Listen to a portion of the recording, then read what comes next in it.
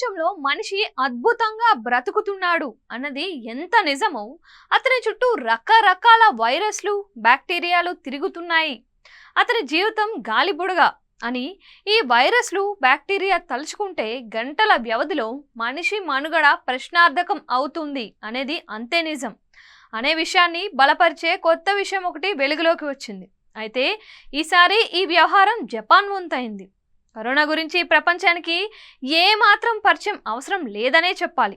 సుమారు 3 సంవత్సరాల క్రితం 3 సంవత్సరాల పాటు ప్రపంచం మొత్తాన్ని వణికించి వదిలిన ప్రాణాంతక వైరస్ ఇది. దీనికి జన్మనిచ్చింది చైనా అనేది ప్రపంచానికి తెలిసిన విషయమే. ప్రపంచవ్యాప్తంగా లక్షలాది మందిని బలి తీసుకున్న వైరస్ ఇది. కట్ చేస్తే తాజాగా స్ట్రెప్టోకోకల్ టాక్సిక్ షాక్ సిండ్రోమ్ ఒకటి తెరపైకి వచ్చింది.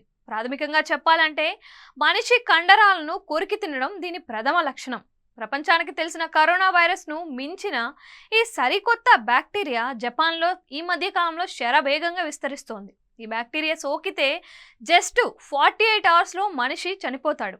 అయితే ఇప్పటికే ఈ బ్యాక్టీరియా చేయాల్సిన పనులన్నీ చేస్తున్నప్పటికీ దీన్ని నిర్మూలించడానికి ఎటువంటి మందులు లేవు.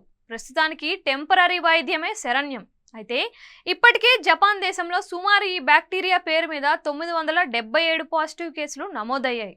ఈ క్రమంలో ఈ ఏడాది చివరి నాటికి ఈ సంఖ్య 2500కు చేరుతుందని Japan national institute of infectious diseases తెలిపింది. అంటే ఈ బ్యాక్టీరియా తీవ్రత కొద్దిగా ప్రపంచానికి అర్థమైపోతుంది. పైగా వీటిలో మరణాల రేటు 30% పైగా ఉంటుందని చెబుతున్నారు. 100 మందికి సోకితే 30 మంది మృతి చెందుతారన్నమాట.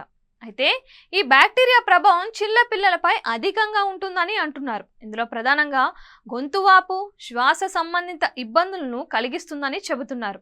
ఇదే క్రమంలో ఇదే గ్రూపుకు చెందిన బ్యాక్టీరియా శరీర అవయవాల పనితీరును ధ్వంసం చేస్తుందని, ఇందులో భాగంగా కండరాల వాపుతో పాటు స్కిన్ ఇన్ఫెక్షన్లు, బ్లడ్ ప్రెషర్, గుండె పనితీరు, శ్వాస తీసుకోవడం వంటి విషయాల్లో ఇబ్బందులు కలుగజేస్తుందని, ఇదే క్రమంలో కాలేయ ఇబ్బందులు వంటివి తలెత్తుతాయని చెబుతున్నారు. ఈ క్రమంలోనే ఈ బ్యాక్టీరియా సోకిన వ్యక్తి సుమారు 48 గంటల్లో మరణించే ప్రమాదం ఉందని అంటున్నారు టోక్యో మహిళా యూనివర్సిటీకి చెందిన ప్రొఫెసర్ కెన్ కుకుచి. ఈ నేపథ్యంలో ప్రపంచ ఆరోగ్య సంస్థ స్పందించింది. ఇందులో భాగంగా ఈ బ్యాక్టీరియాను కట్టడి చేయడానికి అవసరమైన చర్యలను తీసుకోవాలి అంటూ జపాన్ను కోరింది.